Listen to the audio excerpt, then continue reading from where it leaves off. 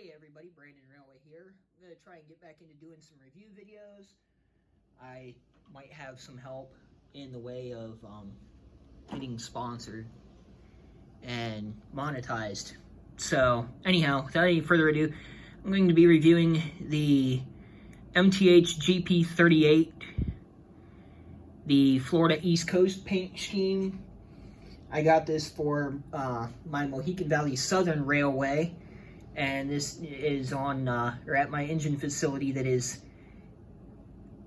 in work mode, or in build mode, whatever you want to call it. I'm trying to get done, so please bear with the mess, because I know everything's not perfect right now, but you're looking, the camera is placed where one of the roundhouse sections will be. There will be a 12 bay roundhouse with 3 outside stalls. So anyhow, obviously on MTH function 3, if I turn my track power back on, there we go. Button 3 is your startup. You'll see it back there in the background, start up and light up.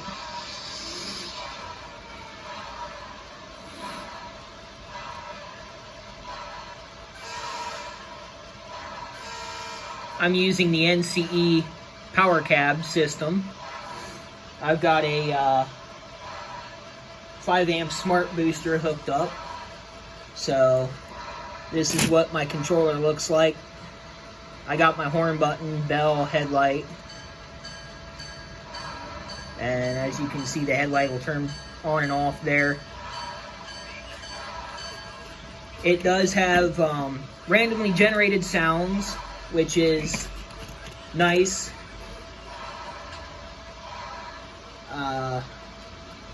There is probably a way to control that, or to get that to be less frequent or more frequent. The only problem I see with it is if it's sitting in a roundhouse, to be having a milepost detector sound go off is a little odd. But like I said, that should be completely programmable. I think it probably is with the DCS system that they use. So go ahead and turn the headlight on, move this engine out, speed step 1 onto the turntable, so I can give you guys a good 360 look at her.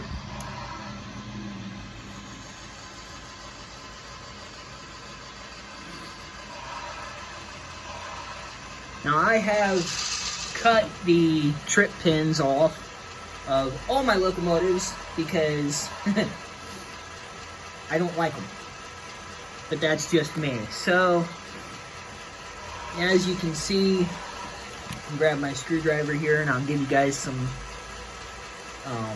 ideas. That is just part of my phone holder, so never mind that. You got your nice little horn up here on the top. Front marker lights, handrails are a little flimsy for what I like, but they're pretty nice. They stay on. If they do manage to pop loose or whatever, it's easy just to put a small dab of glue on there and fix that. Nice bright headlight.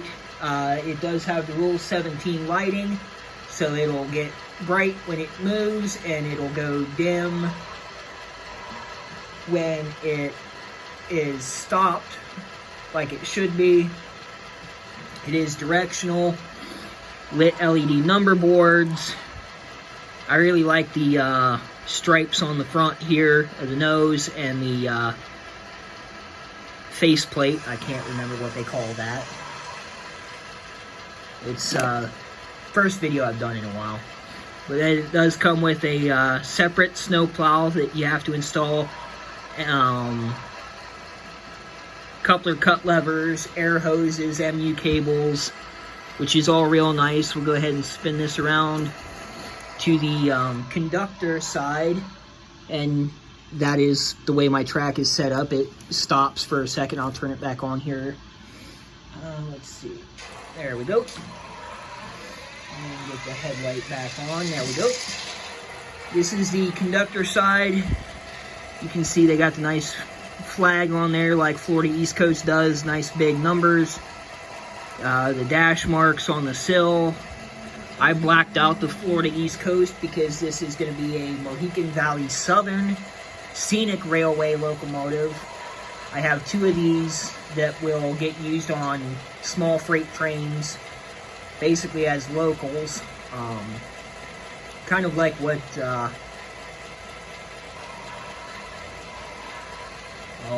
trying to think of the name. Sugar Creek, the Age of Steam down there. They do some freight, I think, from time to time. And these will also be used on small passenger excursions on my layout that I take to shows and everything. You can see that this engine, there is no dynamic brakes on it. That is prototypical of these 2 engines that I got. Florida East Coast did not have the dynamic brakes on them. Handrail did come loose a little bit there, but it's easy just to pop that back into place. And then there are 2 hand-painted figures on the inside of the cab. They are very well detailed. I really like those. We'll go ahead and show the back end of the engine. Yet again, you have those horizontal stripes, LED lit number boards, reverse marker lights, or rear marker lights, and then yet again on the faceplate on the back you have the coupler cut lever MU hoses and everything, and the headlight is directional. So now that we're in reverse, and like I said, prototypical Rule 17 lighting, it'll get brighter when you move, and after a couple seconds of being stopped, it'll go dim again. So, and then once I put it back into forward, it'll shut that off and everything. So to go through the list of the functions it has, button 1 is the bell, 2 is your horn,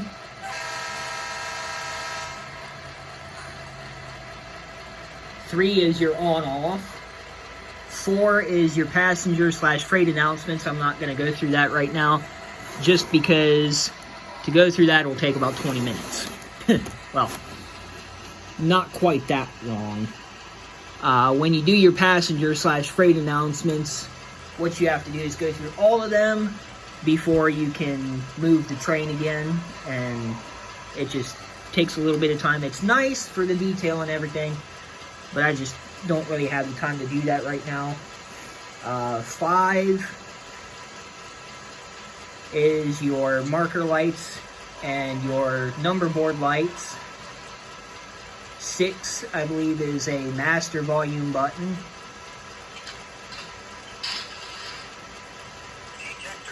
7 was that door closing.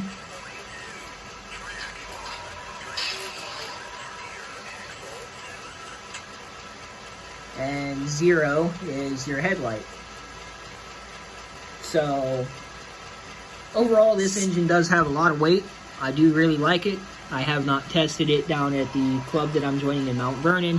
When I do so, I will be doing a video of it running down there, just because they have a nice layout, and well, I should say nicer layout than what I have right now, and it'll give a good idea as to what this engine can do, especially if you run 2 of them. Like I said, I will be. You can see there in the background, if the camera focuses on it, there is a second one of these sitting back there, number 505. I have these on their road number. They are programmable 2-digit, 3-digit, 4-digit numbers, whatever you want to do. They do run just fine on any system. They run good on my NCE, they've run good on Digitrax, and obviously they'll run good on the DCS system that MTH makes, if you want to go that direction. So, see if I can, yeah, I can zoom in, brighten this up, and what I'll do is we'll go ahead and roll this engine forward, see if we can get a shot of the engineer and the conductor. Whoa! There we go. since I do have this stall powered. Shut those off, shut the headlight off. Try to zoom in, nope, okay. But like I said, there is a nicely detailed interior with engineer and conductor figure in there. So, and they are very smooth running engines. So overall, on this, I would give MTH a 5 out of 5. I think they did a really good job. I really like the number board lights and the marker lights on these. They're cool. So I really do enjoy watching these go around on my layout, use them for switching and everything. So like I said, I give MTH a 5 out of 5 on these. I believe they do have programmable macros and everything. So we'll go ahead and back this into the stall and end the video for now.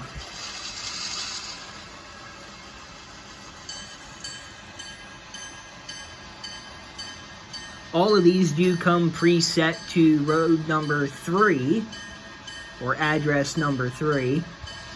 And of course you can change that to whatever you want, because like I said, mine's set on 510. I set everything I have to the road number.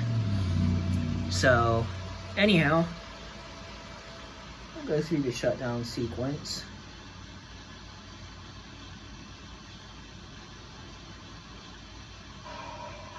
And there you go, she is shut down.